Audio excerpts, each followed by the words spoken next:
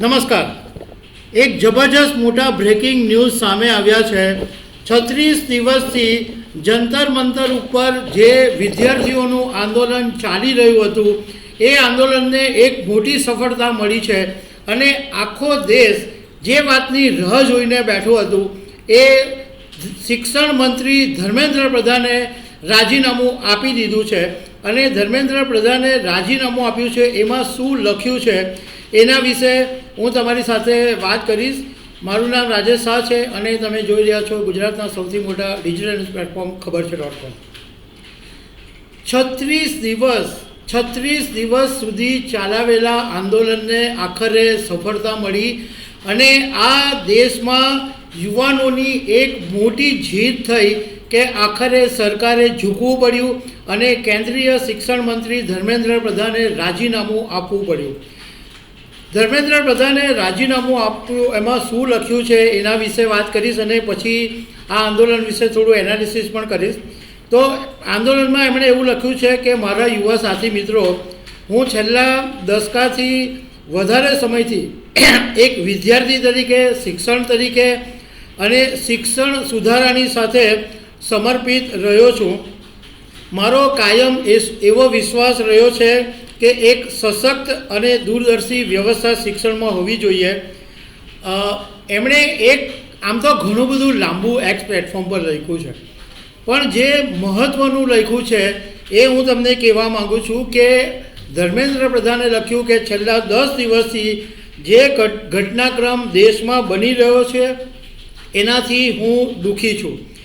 આ મારા માટે વ્યક્તિગત પ્રતિષ્ઠાનો વિષય નથી. હું દેશના યુવાનોને ભ્રમના કુચક્રમાં ફસાવવા દેવા માંગતો નથી. આ મારો સંકલ્પ છે.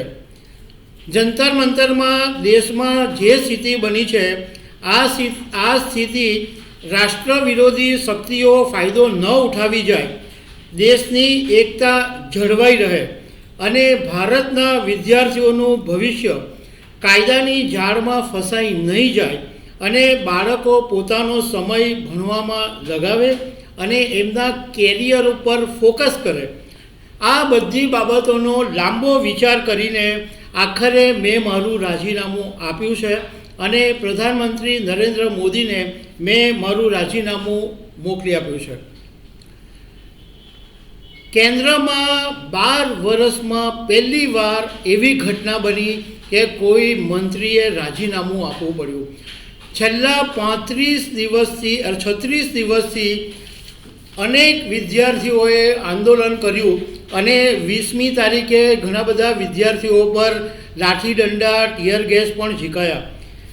પણ આના ઉપરથી એક વાત એ દેખાય કે પહેલી વખત ભારતીય જનતા પાર્ટી પ્રેશરમાં આવી ગઈ. જે ભારતીય જનતા પાર્ટી એવું માનતી હતી કે કોઈ પણ આંદોલન કે કોઈ પણ મુદ્દા કે કોઈ પણ વાતની પ્રતિક્રિયા આપવી નહીં, એ હવે બદલાઈ રહ્યું છે એવું લાગે છે. આ ધર્મેન્દ્ર પ્રધાનનું રાજીનામું એ યુવા આંદોલનને મોટી સફળતા છે અને જો સરકારે 36 દિવસ પહેલાં જ આ વાત સાંભળી લીધી હતી તો આટલા બધા લાંબા દિવસો પસાર નહીં થતે. કારણ કે વેરી ફર્સ્ટ ડેથી વિદ્યાર્થી આંદોલન કરનારા વિદ્યાર્થીઓ એવું કહી જ રહ્યા છે કે નીટ પેપર લીકની જે જવાબદારી છે એ શિક્ષણ મંત્રી ધર્મેન્દ્ર પ્રધાનની છે અને ધર્મેન્દ્ર પ્રધાને રાજીનામું આપી જ દેવું જોઈએ. એટલે સરકારે 36 દિવસથી આટલો બધો હોબાળો મચ્યો અને એક નિવેદન નહીં આપ્યું, વિદ્યાર્થીઓની સાથે વાત નહીં કરી અને એવું લાગ્યું કે હવે પાણી પાળાની બહાર ગયું છે. ત્યારે સરકાર ઊભી થઈ અને સરકાર પછી વાત કરવા માંડી, પીએમએ વિડીયો કરવા માંડ્યા. ધર્મેન્દ્ર પ્રધાનના રાજીનામા વિશે સરકાર અને CJPના કાર્યકરોની સાથે વાતચીત કરવી પડી. પણ આ યુવાનોનું આંદોલન હતું એ સરકારે પહેલેથી સમજી લેવાની જરૂર હતી અને જૈન યુવાનોની અવગણના સરકારને ખરેખર ભારે પડી ગઈ છે. જો સરકારે હજુ પણ સમજવાની જરૂર છે કે જૈનજીની વાતો નહીં સમજશો તો ભવિષ્યમાં બહુ જ ભારે પડી શકે છે. કારણ કે જો ભાજપ એનું વલણ નહીં બદલે અને જો યુવાનોના આંદોલન વિશે નહીં સમજશે તો પ્રધાનમંત્રી નરેન્દ્ર મોદી અને ભાજપની જે લોકચાહના છે એ જળવાવી મુશ્કેલ બનશે. એટલે ભાજપે અત્યારે સમજી લેવાની જરૂર છે કે જો ભાજપે આગળ ટકવું હશે અને પ્રધાનમંત્રી નરેન્દ્ર મોદીની લોકચાહના મેળવવી હશે તો આંદોલનોને સાંભળવા પડશે. ખાસ કરીને જો યુવા વિદ્યાર્થીઓ હોય, યુવાનો હોય, કંઈક બોલતા હોય તો એમને સાંભળવા પડશે. જો તમે તમારા કાન બંધ કરી દેશો તો આવો દિવસ આવશે કે તમારે ચૂકવું પડશે. તો દર્શક મિત્રો, આવા અનેક અપડેટ સાથે મળતા રહેશું. આભાર.